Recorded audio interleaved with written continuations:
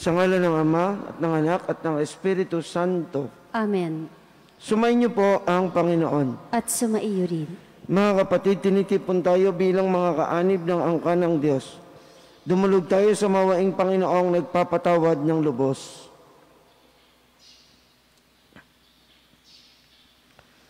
Sinugong tagapagpagaling sa mga nagsisisi, Panginoon, kaawaan mo kami. Panginoon, kaawaan mo kami. Dumating na tagapag-anyayang mga makasalanan ay magsisi, Kristo, kaawaan mo kami. Kristo, kaawaan mo kami. Nakaluklok ka sa kanan ng Diyos Ama para ipamagitan kami.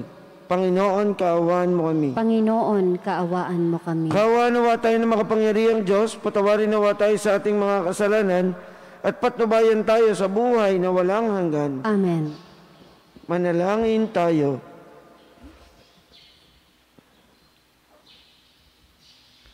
Ama naming makapangyarihan, ginagawa mong kami magkaisa ng kalooban. Ipagkaloob mo ang iyong mga utos ay aming mahalin. Ang iyong mga pangako ay hangarin naming tanggapin. Upang sa anumang pagbabago sa paligid namin, manatiling matatag ang aming loobin sa tunay na kasiyahang matatagpuan sa iyong piling. Sa pamamagitan ni Jesucristo, kasama ng Espiritu Santo, magpasawalang hanggan. Amen.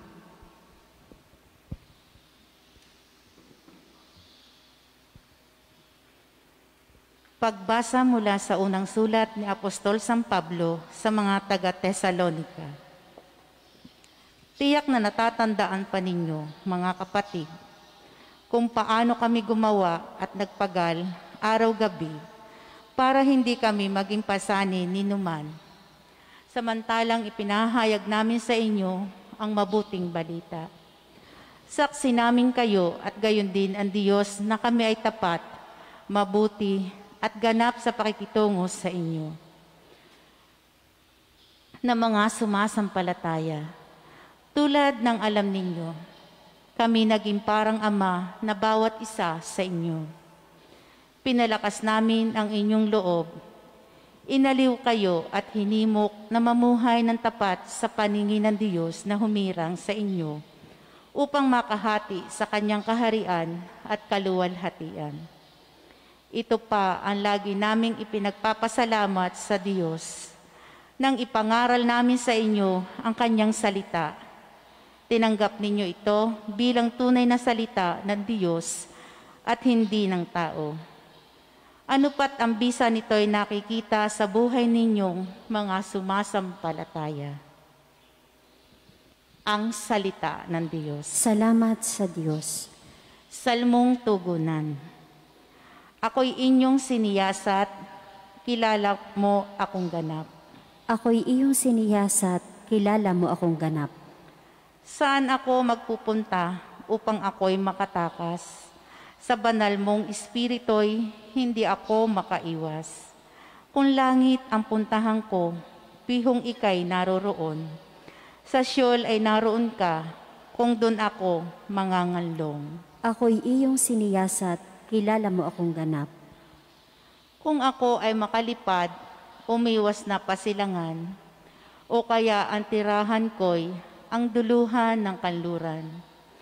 Pihong ikaw ay naroon upang ako'y pangunahan. Magtatagpo kita roon upang ako ay tulungan. Ako'y iyong siniyasat, kilala mo akong ganap. Kung ang aking pagtaguan ay ang dilim na pusikit, padiliming parang gabi ang liwanag sa paligid. Maging itong kadiliman sa iyo ay hindi dilim, at sa iyo yaong gabi parang araw na maningning. Ako'y iyong siniyasat, kilala mo akong ganap.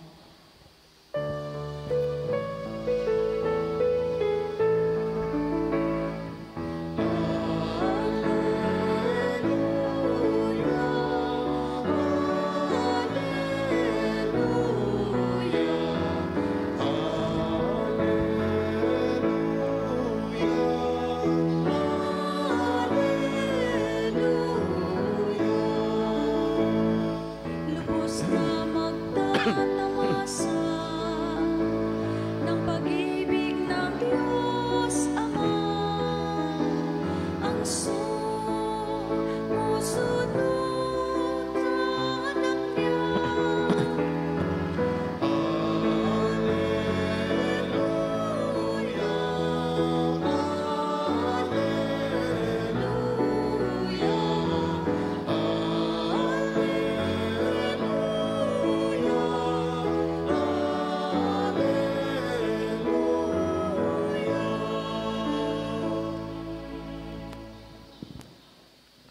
Sumayin niyo po ang Panginoon. At sumaiyo rin.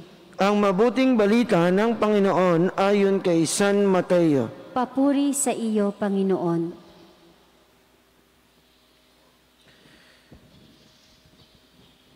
Noong panahon ngayon, sinabi ni Jesus, sa aba ninyo, mga eskriba at mga pariseyo, mga mapagpaimbabaw, ang katulad ninyo ay mga libingang pinaputi, magaganda sa labas, ngunit sa loob ay puno ng kabulukan at buto ng mga patay. Ganyan-ganyan kayo. Sa paningin ng tao ay mabubuti kayo, ngunit ang totoo, punong-puno kayo ng pagpapaimbabaw at kasamaan. Sa aba ninyo, mga eskriba at mga pariseyo, mga mapagpaimbabaw, ipinagtatayo ninyo ng mga libingan ng mga propeta at ginagayakan ng mga puntod ng mga taong namuhay ng matuwid. Sinasabi ninyo, kung kami sana'y nabuhay sa kapanahonan ng aming mga ninuno, hindi namin ipapapatay ang mga propeta. Sa sinabi ninyong iyan, inaamin ninyong kayo mga anak ng mga nagpapatay sa mga propeta. Sige, tapusin ninyo ang pinasimulan ng inyong mga ninuno.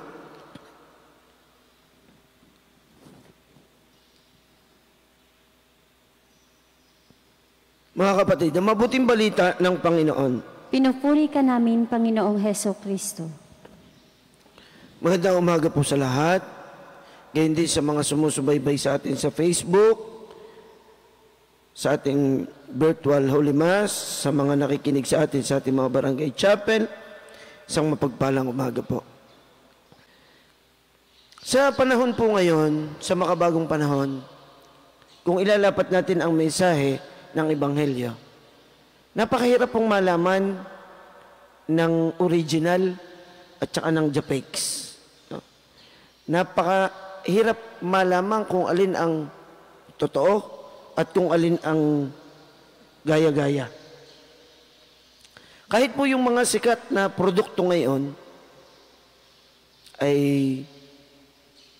meron pong original at merong fake. Iba't ibang klase pa nga po yung fake eh. Merong replika, merong class A, class B, class C. No? Katulad po halimbawa ng mga gamit natin, mga bag. Halimbawa, yan ang number 1 nung ginagaya ngayon. Yung mga branded na bag. Ang dami ng Japex. Sabi ng mga millennial, ano? Japex. Dito to. O kaya yung replika. Ang dami. Kaya minsan pagka ginagamit mo yung bag, branded, tatanong, original ga yan? O baka si Green Hills mo binili yan? Diba? Ganun eh. Kasi hindi na natin maintindihan kung alin ang totoo at alin yung ginaya lang. Hindi lang bag. Mga sapatos, no? Kahit yung mga gamit sa bahay. Hindi na lang tayo makatiyak minsan kung ito ba yung original o ito ba yung fake, ano? Ginaya lang. Ito po yung paalala sa atin ni Jesus. Baka tayo katulad din ng mga bagay na ito. Baka tayo ay hindi totoo. Baka tayo ay fake. Ang tawag natin sa mga taong ganyan, plastic. Napaka-plastic ng taong aray. Napaka-plastic na. No? Galit tayo sa ganun. Sa pagpapakatotoo na binibigyang diin ni Kristo sa kanyang mga alagad, ang kanyang inihalimbawa ay yung puntod. Libingan. Kaya nga ang sementeryo ay dapat din nating pahalagahan. Sapagkat diyan nakatira yung mga banal na sa atin ay mananalangin at gagabay. Kaya hindi pwede, ayaw kong pumayag na ang ating sementeryo ay pangit at madamo at masukal na kapag ikay pumunta, yung inyong puntod, ilang ikot mo na, hindi mo makita. Sapagkat paano mo makikita kung ang puntod kinabagan na ng mga baging, mga andayami, mataas pa sa akin, ay paano mahahanap yung puntod na pupunta mo kung yan sementeryo yan napakadumi. Abay, dapat nating panatilihin ang kalinisan yan. Kaya nga, pumunta po kayo sa ating sementeryo, anumang araw, at kayo po'y dumalaw, pagdasal ang mga mahal natin sa buhay na yumao na, magtirik tayo ng kandila, magdala tayo ng bulaklak. Yan po yung ating ini-encourage eh. Kaya nga, buong taon, gusto natin yung sementeryo malinis. Gusto natin maganda. Meron tong mga puntod na nakakalungkot, parang pinabayaan na. Hindi na dinadalaw. Ang mga damoy gumagapang na. Kaya nga sabi ko doon sa ating maglilinis, pati yung mga ganung puntod. At minsan, mga musilay, linisin na rin. Dahil kawawa naman yung nakalibing doon na parang wala nang nakaalala. Ang sabi, yung daw iba, ay ng ibang bayan na. Yung iba naman ay nagpunta na sa ibang bansa. So, naiwan na yung kanilang libingan doon, wala nang dumadalaw. Pero yun ay kasama sa ating mga pinagdadasal at pinagmimisa. Kaya lang itong paalala ni Jesus. Baka tayo parang katulad ng pundod. Ang ganda sa labas. Pinturado. O kaya naman, yung iba, marmol. No? O yung iba ngayon ay granite. No? Ang gaganda. Pero yung nasa loob noon, yung bangkay, inuuod, nabubulok. Yan ang paalala sa atin ni Jesus. Baka daw kasi, gayan tayo. Baka ang maganda lang ang panlabas. Baka ikay sige ang bihis, ang ganda na suot mo. Ha? Ikay bisting-biste. Ayan kalooban naman. Ayun ang paanyaya sa atin ni Jesus sa Ebanghelyo.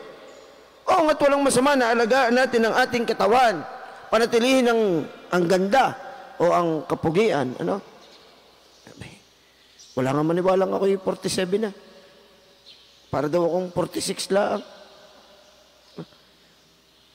Kahapon, matanda ko ng meeting sa Tagaytay. Pagdating ko doon, may picture taking pala. Ay, hindi man lang ako nakapagpagupit. No? Ay, ako ilang araw na rin hindi nag-ahit. Nakapag-ahit tuloy ako ng wala sa oras dahil lang iniisip ko. Baka pag tingin doon sa picture, ang pangit ko. Ay, siyempre, gusto natin kahit papano gwapo din, hindi man tayo gwapo, sabi, cute naman, siyempre, gusto natin maganda tayo, normal yun. Sino ba naman ang gusto tingin sa atin pangit? Hindi gusto natin tayo maganda. Kaya nga tayo nag-aayos ng sarili. Kaya nga nag-aayos ng buhok. Papagupit. No? Yung iba, nagpapatanggal ng kung ano mang meron sa mukha. Ako nga, gusto kong magpatanggal ng may mga tumutubo dito sa akin leg, ang dami, butlig-butlig. Ay, siyempre, ayoko naman ako may butlig-butlig. Di ako'y kumonsulta sa dermatologist, kay Dr. Cathy. No? Sabi sa akin, pumunta lang daw ako doon sa clinic at tatanggalin itong mga kulugong ito. Ang dami, dito sa akin leg. Siyempre, gusto ko yung patanggal. Pagkat gusto natin ingatan yung ating sarili. No, yun yung iba, yung mga may kulubot na, ano tawag doon, no? Yung pinapabanat. No? Walang kulubot dito sa mukha, naipon naman dito sa liig. Binabanat Kasi gusto natin bata tayong tingnan. Gusto natin maganda tayong tingnan. Pero sabi ni Jesus, hindi yun ang mahalaga. Ang mahalaga, yung kalooban. Yun ang dapat nating linisin. Yun ang dapat nating pagandahin. Yung kaibuturan ng ating puso, ang tinitingnan ng Diyos. Ay sabagay, yan may nahahalata natin kung ang isang tao ay pakitang tao baga.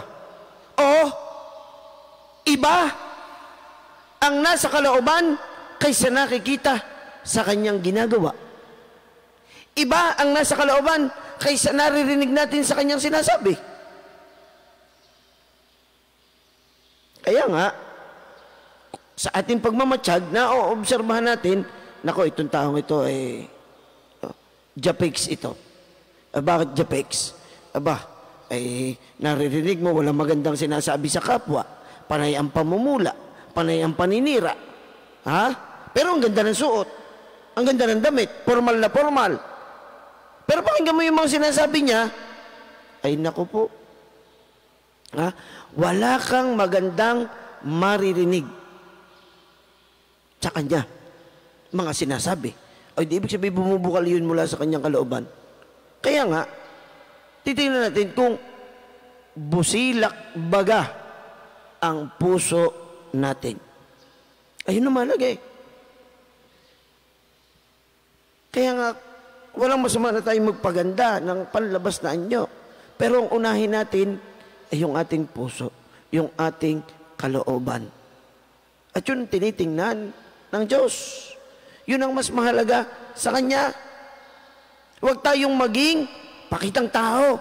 Huwag tayong maging mapagpaimbabao. Katulad ng mga Pariseo at mga Eskriba. Kaya sila'y pinapaalalahanan ni Jesus tungkol sa bagay na ito na siyang napakahalaga. Kaya nga po sa ating pang-araw-araw na pamumuhay, itong dapat nating pinagsisikapan, lalo na sa ating mga taong nakakaharap. Itong nakakalungkot. Minsan, hindi masabi ng mga kaharap natin ng ibang tao sa atin kung anong kanilang naobserbahan.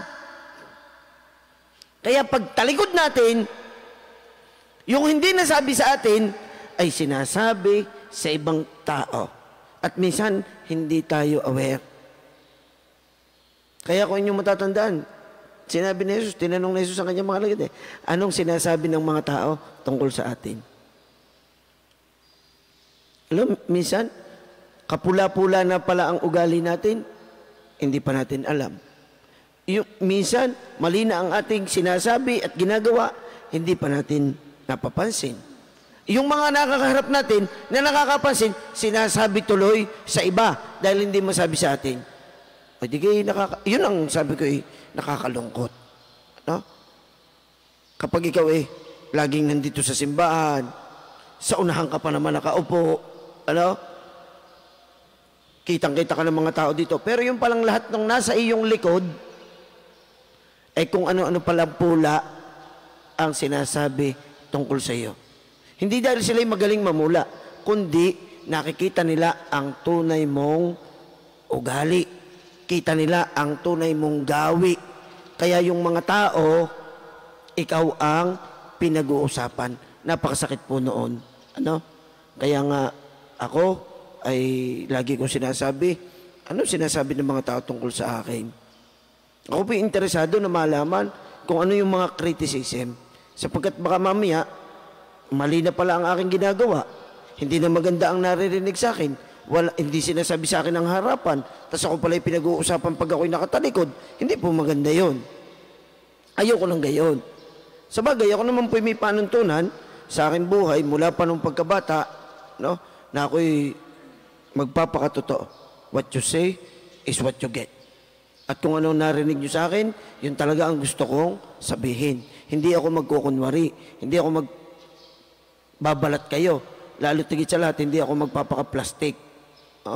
Sabihin ko. At kung ako man ay may pagkakamali, abay yun po'y laging handa kong tanggapin. At kung ako'y nakasakit o nakalagpas sa iba, abay buong kababaang loob, tiklop tuhod, ay kaya kong humingi ng tawad. Yun ang mahalaga. Sa harap ng Diyos, ang nakikita niya ay ang ating puso. Kaya ito'y ating lilinisin. At sa ating kapwa, sa ating pakikisalamuha, sa ating pakikipagkapwa,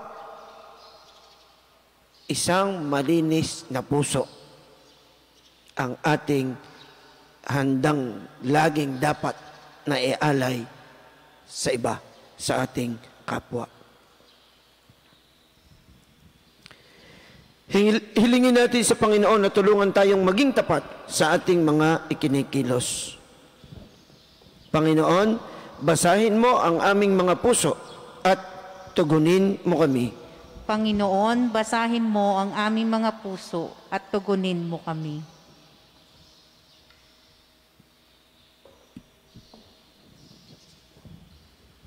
Sa ating buhay bilang bayan ng Diyos, naway matugunan natin ang mga hamon ng Ebanghelyo sa pamamagitan ng ating tapat na pagsaksi. Manalangin tayo sa Panginoon. Panginoon, basahin mo ang aming mga puso at tugunin mo kami. At tinawang maiwasang gumawa ng mga bagay dahil lamang sa ating pagnanasang tumulad sa karamihan o dahil sa ating pagkukunwari. Manalangin tayo sa Panginoon. Panginoon, basahin mo ang aming mga puso at tugunin mo kami. Ang mga nawala ng pag-asa dahil sa ating masamang pakikitungo at pag-uugali, naway manumbalik sa pagsamba sa Diyos sa pamamagitan ng ating pagbabagong buhay. Manalangin tayo sa Panginoon. Panginoon, basahin mo ang aming mga puso at tugunin mo kami. Ang mga may sakit, naway makita ang mapagpagaling na kamay ng Diyos sa kanilang mga dinaranas na mga pagsubok at paghihirap. Manalangin tayo sa Panginoon. Panginoon, basahin mo ang aming mga puso at tugunin mo kami. Ang mga yumao sa buhay na ito, naway tanggapin sa walang hanggang kaluwalhatian. Manalangin tayo sa Panginoon. Panginoon, basahin mo ang aming mga puso at tugunin mo kami.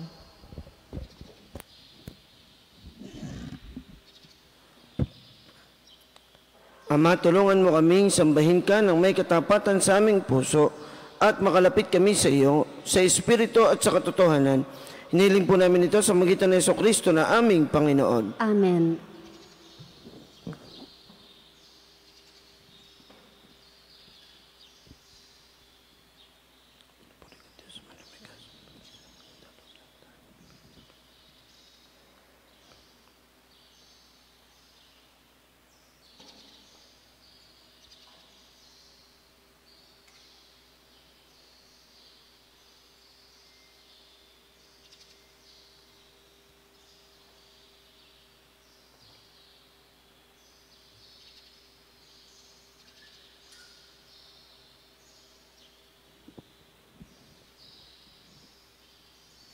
Manalangin po tayo mga kapatid upang ating paghahain ay kalugdan ng Diyos sa mga makapangyarihan. Tanggapin nawa ng Panginoon itong paghahain sa iyong mga kamay, sa kapurihan at karangalan sa ating kapakinabangan at sa buong sambayanan niyang banal. Ama naming lumikha, pinagkamit mo kami ng iyong pagkupkop, pakundangan sa iyong pampalagi ang paghandog. Kaya't sa iyong sambayanan na iyong ipagkaloob, ang pagkakaisa at kapayapaang nagbubuklod, bunga ng aming mga alay na iyong ikinalulugod. Sa magitan ng Jesucristo kasama ng Espiritu Santo, magpasawalang hanggan. Amen. Sumainyo po ang Panginoon. At sumaiyo rin. Itaas po natin sa Diyos ang ating mga puso at diwa. Itinaas na namin sa Panginoon. Pasalamatan po natin ang Panginoong ating Diyos. Marapat na siya ay pasalamatan. Ama naming makapangyarihan, tunay ngang marapat na ikaw ay aming pasalamatan. Ikinalugod mong likain ang sanlibutan na iyong pinapagbabago at idinarangal sa magitan ng iyong anak na kinalulugdan, kaya't utang na loob ng iyong mga itinatangi at ng mga banal na kapiling mong lagi ang iyong paggiliw at pagkakandili. Kaya kaisa ng mga anghel na nagsisiawit ng papuri sa iyo, nang walang humpay sa kalangitan, kami po'y nagbubunyi sa inyong kadakilaan. Santo, Santo, Santo Panginoon Diyos ng mga hukbo, napupuno ang langit at lupa ng kadakilaan mo. O sana sa kaitaasan, pinagpala ang naparirito sa ngalan ng Panginoon, o sana sa kaitaasan. Ama naming banal, ikaw ang bukal ng tanang kabanalan, kaya't sa pamamagitan ng iyong Espiritu, gawin mong banal ang mga kaloob na ito, upang para sa amin ay maging katawan at dugo ng aming Panginoong Jesucristo. Bago niya pinagtiis ang kusang loob na maging handog, hinawakan niya ang tinapay, pinasalamatan kanya, pinagati-hati niya yon, iniabot sa kanyang mga alagad at sinabi, tanggapin ninyong lahat ito at kanin, ito ang aking katawan na ihandog para sa inyo.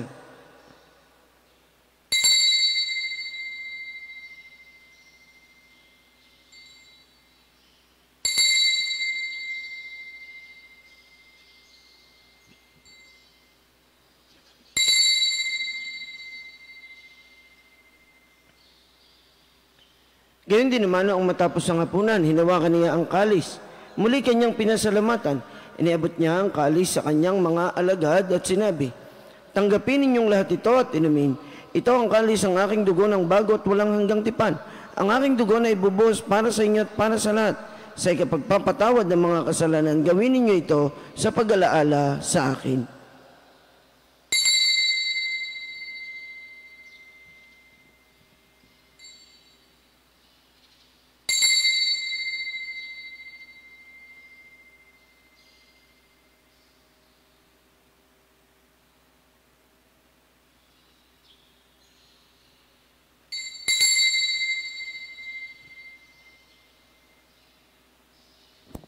Ipagbunyi po natin ang misteryo ng ating pananampalataya. Si Kristo'y namatay, si Kristo'y nabuhay, si Kristo'y babalik sa wakas ng panahon. Ama, ginagawa po namin ngayon ang pag-alaala sa pagkamatay at maling pagkabuhay ng iyong anak. Kaya tiniaalay po namin sa inyo ang tinapay na nagbibigay buhay at ang kalis na nagkakaloob ng kaligtasan. Kami po ay nagpapasalamat dahil kami inyong minarapat na tumayo sa harap mo para maglingkod sa iyo. Isinasamo po namin kaming magsasalo-salo sa katawan at dugo ni Kristo ay mabuklod sa pagkakaisa sa pamamagitan ng Espiritu Santo. Ama, lingapin po ninyo ang inyong simbahang laganap sa buong daigdig. Puspusin po ninyo kami sa pag-ibig kaysa ni Francisco na aming Santo Papa, ni Gilbert na aming obispo, ng lahat naming mga obispo at ng tanang kaparian. Alalahanin po ninyo ang mga kapatid naming nahimlay na may pag-asang sila'y muling mabubuhay. Gayon din ang lahat ng mga pumanaw na. Kaawaan po ninyo sila at patuloyin sa inyong kaliwanagan. Kaawaan po ninyo at paging dapatin kaming lahat na makasalo sa inyong buhay na walang wakas. Kaysa ng mahal na Bereng Maria na ina ng Diyos at ni San Jose na kanyang kalinis-linisang esposo, kaysa ng mga apostol at mga martir, kaysa ni na San Jose Marelo, San Lorenzo Ruiz, San Pedro Calungsod, at ng lahat ng mga banal na namuhay dito sa daigdig ng kalugod-lugod sa inyo. May pagdiwang nawa namin ang pagpupuri sa ikararangal mo sa magitan ng inyong anak na aming Panginoong Hesukristo. Sa pamamagitan ni Kristo, kasama niya at sa Kanya, ang lahat ng parangal at papuri ay sa inyo, Diyos amang makapangyarihan, kasama ng Espiritu Santo, magpasawalang hanggan.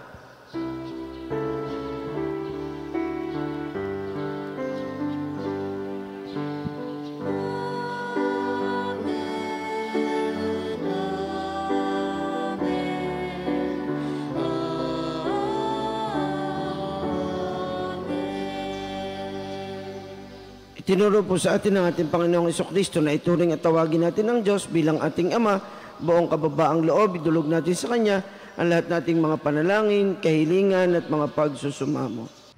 Ama namin, sumasalangit ka, sambahin ang ngalan mo, mapasa amin ang kaharian mo, sundin ang loob mo dito sa lupa para nang sa langit. Bigyan mo kami ngayon ng aming kakanin sa araw-araw, at patawarin mo kami sa aming mga sala para ng pagpapatawad namin sa nagkakasala sa amin at huwag mo kaming ipahintulot sa tukso at iadya mo kami sa lahat ng masama. Hinihiling po namin kami iadya sa lahat ng masama. Pagkalooban ng kapayapaan araw-araw, iligtas sa kasalanan at ilayo sa lahat ng kapahamakan. Samantalang aming pinananabikan ang dakilang araw ng pagpapahayag ng tagapagligtas naming si Hesukristo. Sapagkat iyo ang kaharian, ang kapangyarihan at ang kapurihan, magpakailanman. Amen. Panginoong Hesukristo, sinabi po ninyo sa inyong mga apostol, kapayapaan ang iniiwan ko sa inyo, ang aking kapayapaan ang ibinibigay ko sa inyo. Tungayan po ninyo ang aming pananampalataya at huwag ang aming mga pagkakasala. Pagkalooban po ninyo kami ng kapayapaan at pagkakaisa ayon sa inyong kalooban, kasama ng Espiritu Santo, magpasawalang hanggan. Amen. Ang kapayapaan ng Panginoon nawa ay lagi pong sumainyo. At sumaiyo rin. Maghangad at magbigayin tayo ng kapayapaan ni Kristo sa bawat isa.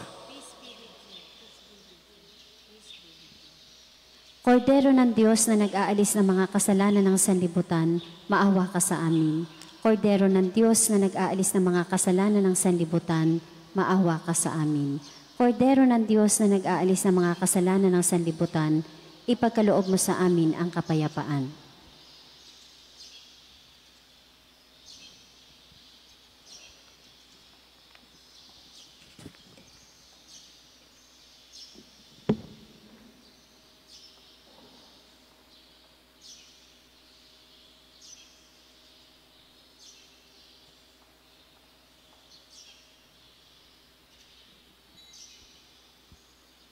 Ito po ang kordero ng Diyos, ang ating Panginoong Hesukristo na siyang mag-aalis at magpapatawad ng ating mga kasalanan.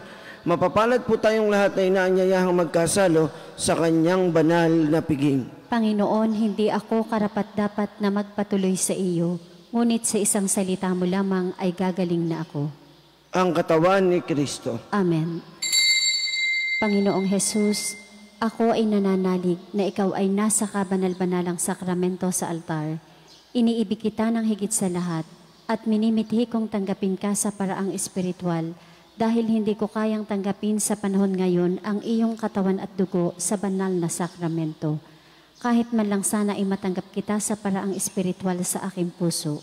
Niyayakap kita na para bang andito ka na talaga sa aking puso at iniaalay ko ng buong puso ang aking sarili sa iyo. Huwag mong pahintulutang mawalay ako sa iyo. Amen.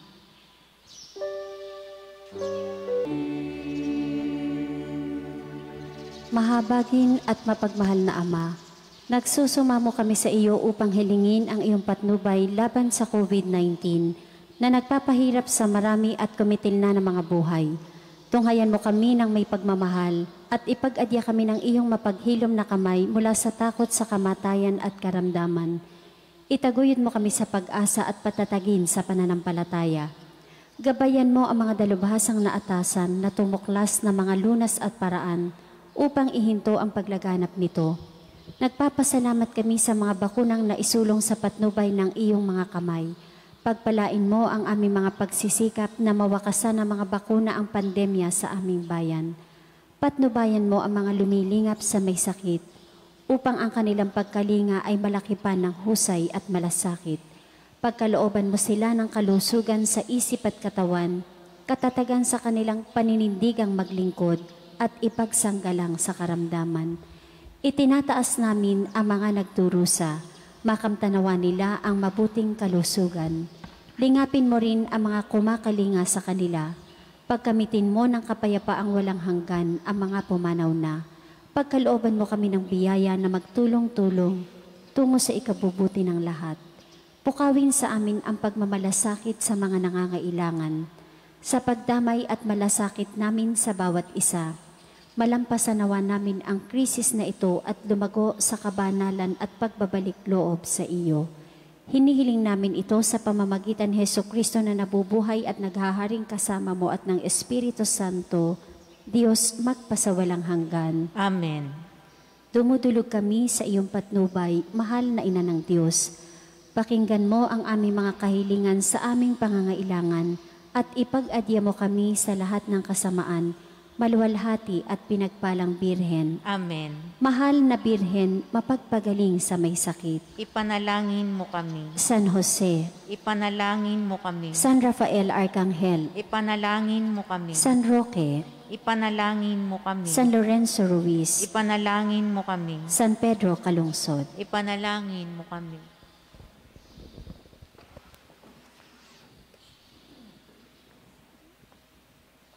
Manalangin tayo. Ama naming mapagmahal, lubusin mo sa amin ang kagalingang bigay ng iyong pag-ibig na ngayon ipinagdiriwang at kami naway magkaroon ng ganap na kaunlaran upang sa lahat ng aming pinagkakaabalahan, ikaw ay aming mabigyang kasiyahan sa magitan ng Jesucristo kasama ng Espiritu Santo, magpasawalang hanggan. Amen.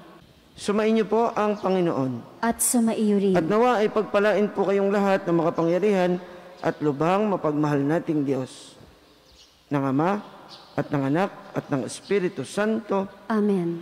Ang banal na misa ay naialay na, humayo kayong taglay ang pag-ibig at kapayapaan ng ating Panginoong Jesucristo. Salamat sa Diyos.